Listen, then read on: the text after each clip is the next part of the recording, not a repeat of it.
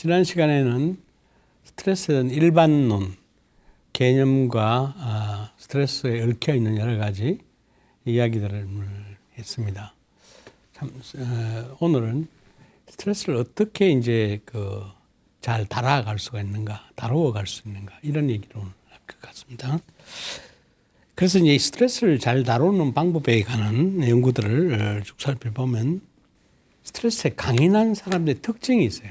스트레스에 잘 이겨내고 하는 성격적 특징이 있습니다. 그게 이제 수잔 코바사라고 하는 여자 심리학자가 뉴욕의 맨하탄에 이제 같은 환경 속에서 스트레스가 심한 환경 속에서 사업을 잘 해 나가는 사람과 그러지 못하고 사업을 잘 못하고 아프고 뭐 이렇게 좀 그런 사람하고 비교를 해가지고 성격 규명을 해봤어요. 그랬더니 세 가지 특징이 있는 걸 발견했습니다. 그래서 그걸 3C라고 그러는데 3C란 뭘 말하느냐? 첫째 이제 거기 챌린지라고 하는 거예요. 도전감, 아까 지난 시간에 얘기했던 것처럼 스트레스가 오면 그게 응전을 한다.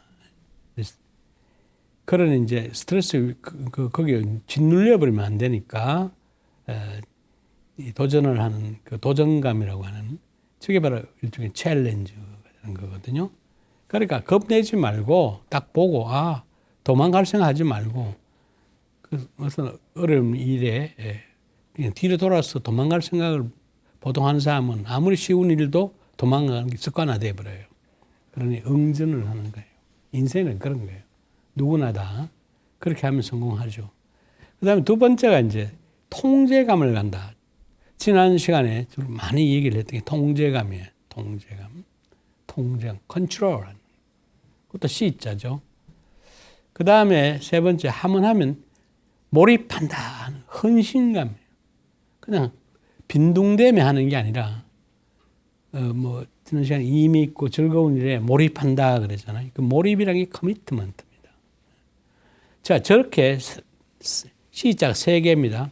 챌린지의 C, 컨트롤의 C, 커미트먼트 C. 요런 세 가지 성분을 갖고 있으면 스트레스를 잘 이겨낸다. 이걸 발견했어요. 여자 심리학자가.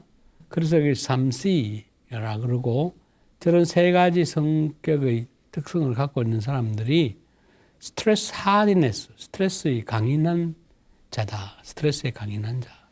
이렇게 세계적인 연구가 됐고 이 연구가 널리 활용되고 있습니다. 여러분도 저런 이제 스트레스 와서 도망갈 생각하지 말고 도전하고 도전에 대한 그 능력을 통제할 수 있는 자신감을 가지고 근데 너무 큰 거에다 도전하려고 그러면 안 돼요. 하루가 가지 법 무서운 줄 모른다 하는 속담이 있는 것처럼 다 도전한다기가 다 되는 거 아니거든요. 적이 될 만한데 달라들어야 되지. 사업도 될 만한 사업을 해야 되지. 욕심만 가지고 막 탐욕을 가지고 하면 도전은 그냥 통제도 뭐하고 엉망이 되고 인생 망치고 그렇게 사업도 망치고 그렇게 되지 않겠어요?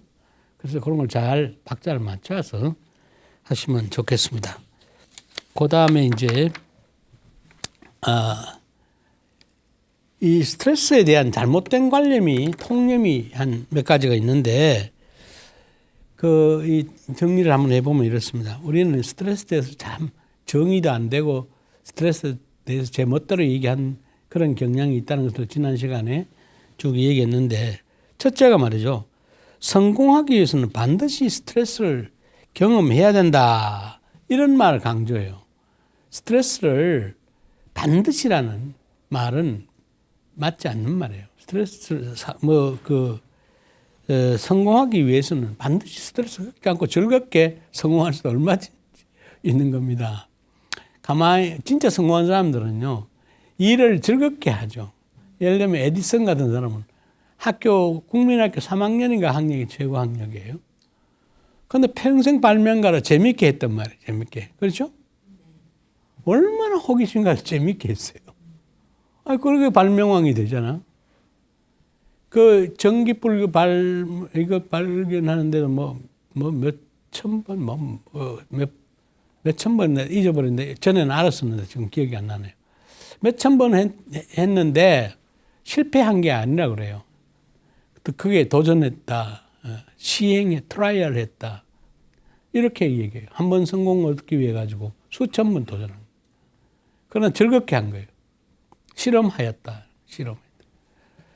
그렇게 생각을 가지면 노력을 해도 참 보람을 얻고 성공하는 겁니다. 몇 번 해가 안 되면 포기해버리고, 그러면 짜증나고, 그 다음에 본전 생각도 나고, 이렇게 되면 그건 성공도 못하고 괴로워지는데, 스트레스를 받지 않고 즐겁게, 우리 공부하는 거 그렇지 않습니까? 박사하려고 하는 사람, 그거 정말 공부가 해야 박사가 제대로 되는 박사지. 그래, 또 학문적으로도 큰 영향력도 좀 내고 좋은 교수는 학자가 될 수가 있지. 그 타이틀 따려고, 박사 학위 따려고 그냥 죽기 살기로 막 해당하면 그건 큰 보람이 없잖아요. 모든 일이 그래요. 사업도 그렇고 즐거운 마음으로 여유만만하게 하고 싶은 일을 했을 때는 그 스트레스가 아니라 성공한다 하는 거예요. 두 번째,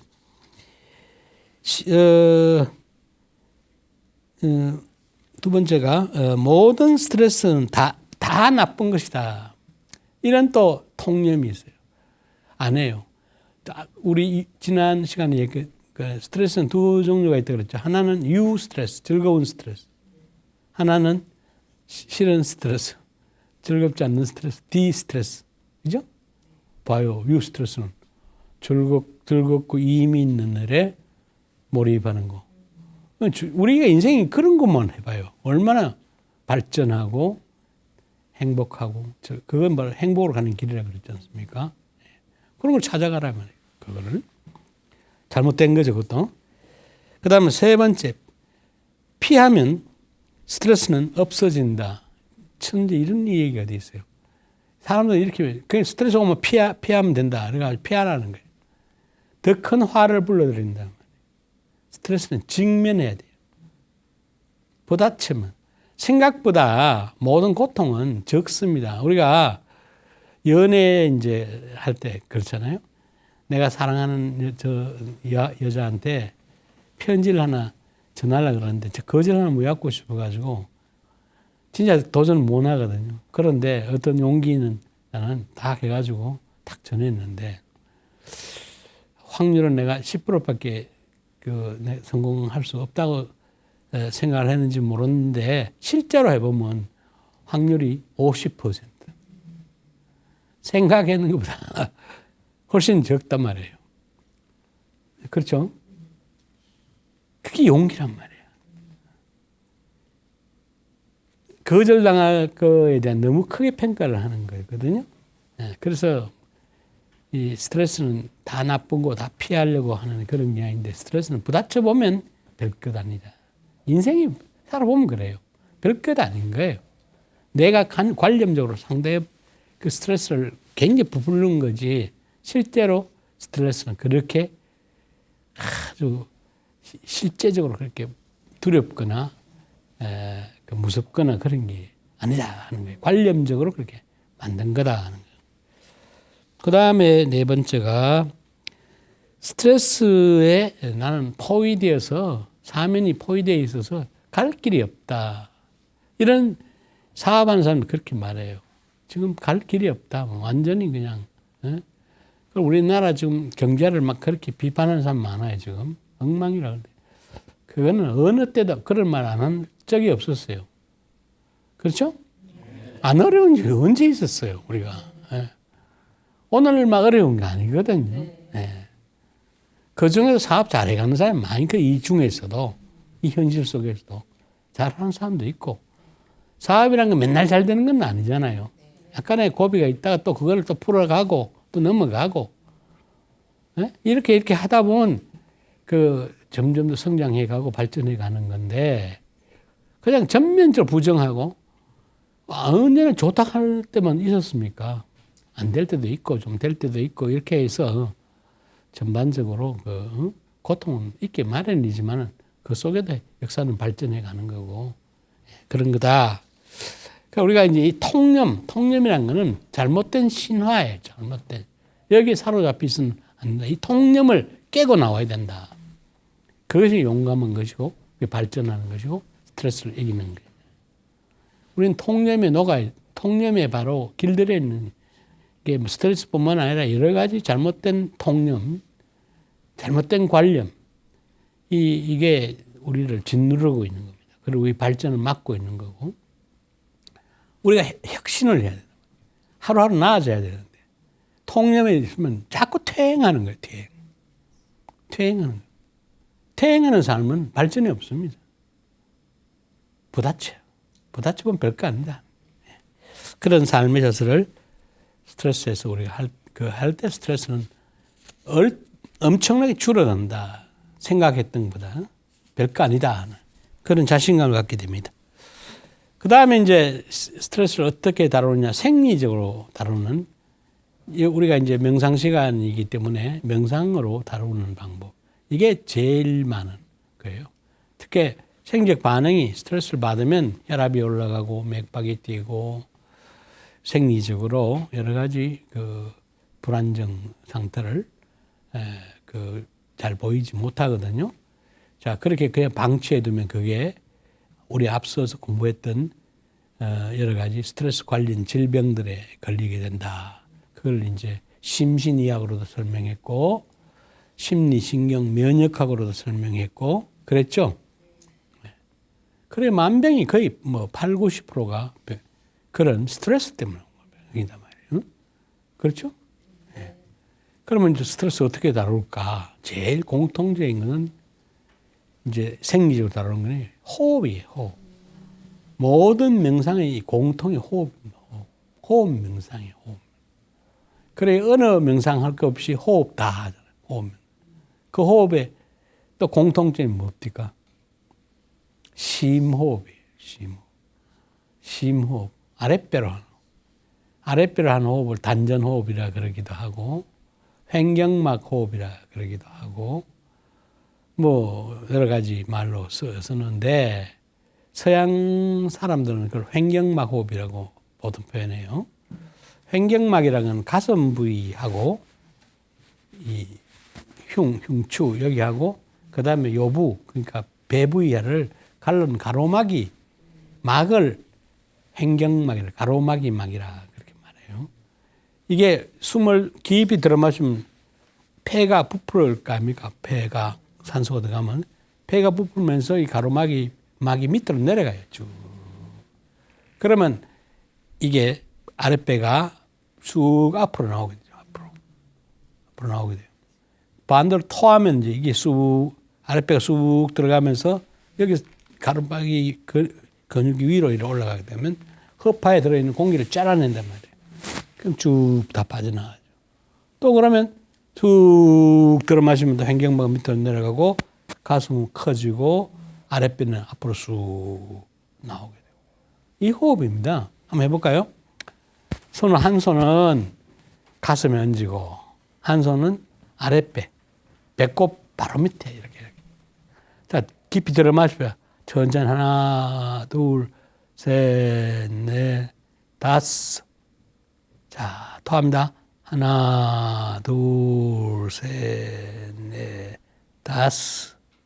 이럴 때 들어 마실 때는 아랫배가 쑥 올라가고, 토할 때는 아랫배가 쑥 내려가는지, 가슴은 가만히 있고요. 그런 거 한번 보세요. 그게 바로 아랫배 호흡이에요. 심호흡이에요. 횡경막 호흡이에요. 단전 호흡이에요. 똑같은 말이에요, 그게 다. 네? 자, 이렇게 되면 스트레스의 생리적 반응이 쑥 그냥 풀리는 겁니다. 자, 이거를 이제 요령을 한 번 더 하고 집에 가서 연습을 많이 해보는 거예요. 이게 최고이니까. 자, 들 하면 이제 들어 마시고 토하면 토하는 겁니다. 한 5초 동안 아랫배가 올라가는 거 보고 토 아랫배가 내려가면서 숨이 도와지는 거.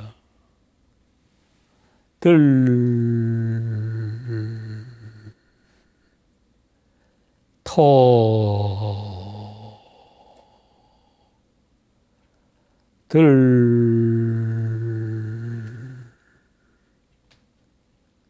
토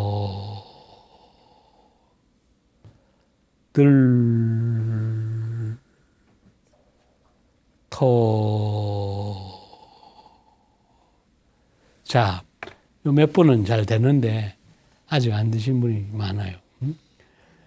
이것만 터득하면 이 명상의 50% 배운 겁니다.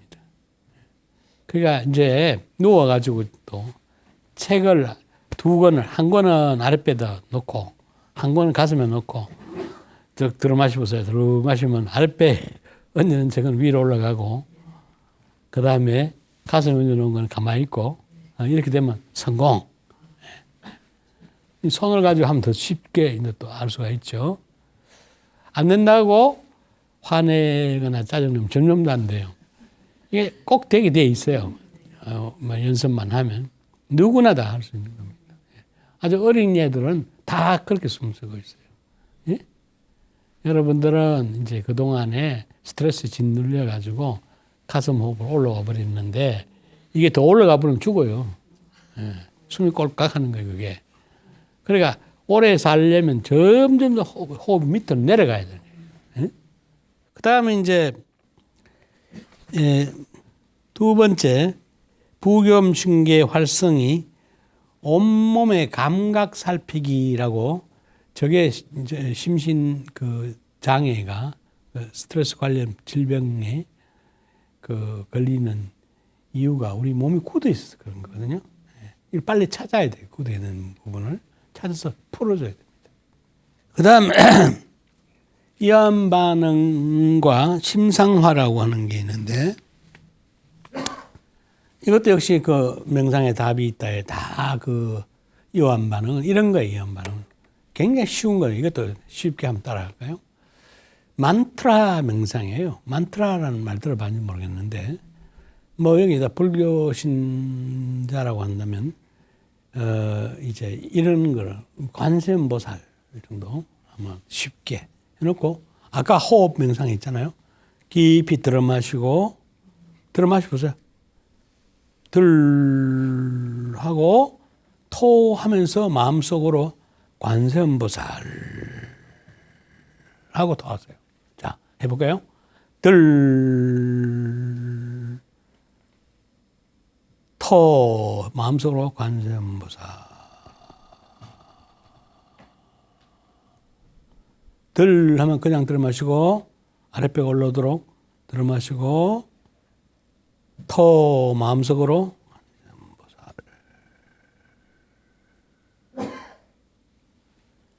들 하고 토하면서 관세음보살 이렇게 하는 겁니다. 그 다음에 심상화라고 되어 있는데 이 심상화는 여러분이 이걸 이미지 요법이라 그러기도 하고요. 또는 비주얼리제이션이라고 해서 심상화라 그러기도 한데 이 가만히 고통받고 힘들 때 아주 여러분 이상적인 장면을 머릿속에 상상하는 겁니다. 예를 들면 백두산 천지를 한번 올라가 보셨다면 한 천지를 보셨다면 그 아주 신비하잖아요. 저는 백두산 천지를 한 2번 올라가 봤는데 내가 세상에 본 중에서 가장 신비하고 신기한 곳이었어요. 다른 그보다 훨씬 더 높은 고도에 올라가서 호수를 본 적도 여러 군데가 있는데 그런 신비함을 못 느꼈는데 몰라요. 제가 본 백두산의 그 천지는 엄청난 신비감을 느꼈고요. 그래서 그것이 이미지화해서 제가 가끔 이용을 하고요.